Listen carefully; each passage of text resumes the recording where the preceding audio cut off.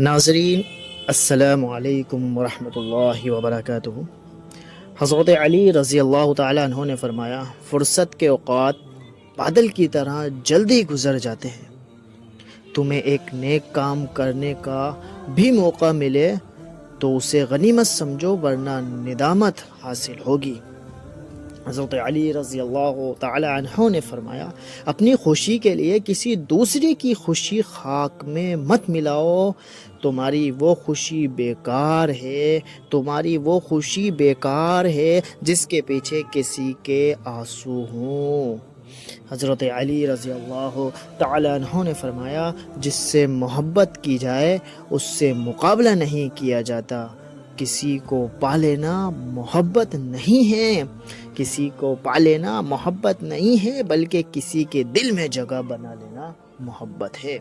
حضرت علی رضی اللہ تعالیٰ عنہ نے فرمایا، رشتوں کی خوبصورتی ایک دوسرے کی بات کو برداشت کرنے میں ہے۔ بے عیب انسان تلاش کرو گے تو جناب اکیلے رہ جاؤ گے، کیونکہ بے عیب انسان تو کوئی ہے ہی نہیں۔ حضرت علی رضی اللہ تعالیٰ نے فرمایا، صرف پیسے کا ہونا رزق نہیں ہے۔ کیا آپ کے پاس پیسہ آ گیا رزق آ گیا؟ نیک اولاد، اچھا اخلاق اور مخلص دوست بھی رزق میں شامل ہیں۔ حضرت علی رضی اللہ تعالیٰ نے فرمایا، اگر لوگوں کو عزت دینا اور معاف کرنا تمہاری کمزوری ہے تو تم دنیا کے سب سے زیادہ طاقتور انسان ہو جناب۔ حضرت تین چیزیں انسان کو اللہ سے دور کرتی ہیں۔ حضرت علی نے فرمایا، نمبر 1، اپنے اعمال کو زیادہ سمجھنا اور اپنے گناہوں کو بھول جانا، اور اپنے آپ کو سب سے بہتر سمجھنا انسان کو اللہ سے دور کر دیتی ہیں۔ یہ تین چیزیں حضرت علی رضی اللہ تعالیٰ نے فرمایا، صبر کی 2 صورتیں ہیں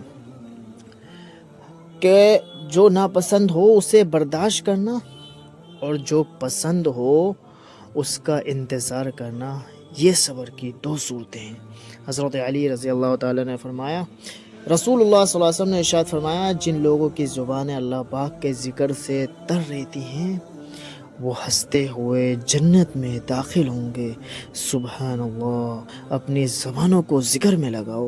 حضرت علی رضی اللہ تعالیٰ نے فرمایا، 6 چیزوں کی شکایت کبھی نہ کرنا، اپنی قسمت کی، اولاد کے سامنے اپنے بڑوں کی، اپنا ذاتی مکان ہوتے ہوئے اس کی تنگی کی، بھول کر بھی اپنے ماں باپ یا استاد کی، غیر کے سامنے اپنے دوست کی، اور رخصت کرنے کے بعد اپنے مہمان کی شکایت نہ کرنا۔